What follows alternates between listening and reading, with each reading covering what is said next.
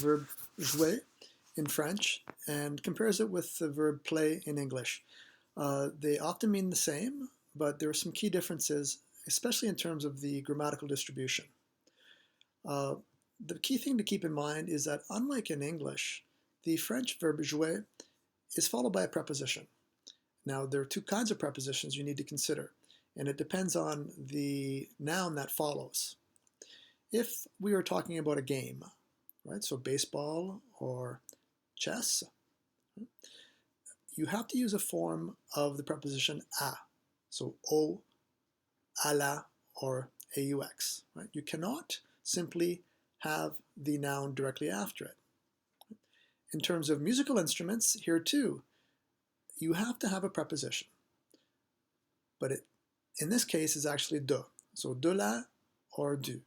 Ma sœur joue de la guitare.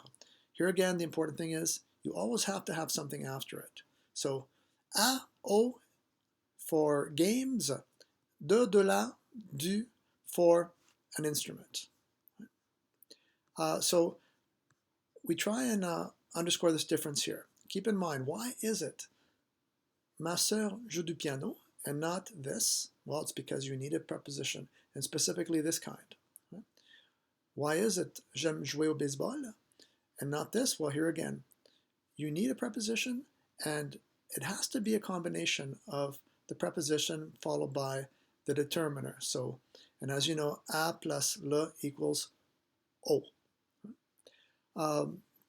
If you want to look at the conjugation of the verb, you have that right here, right? So all the different tenses are readily available. And so everything you see here, of course, is from the Bon Patron grammar guide. And this is the section on jouer that is in the general section on verbs. If you want to make sure that you fully understood this lesson, come down here and you can do these exercises, and you can even try these translations. There are, of course, the answers available if you wish.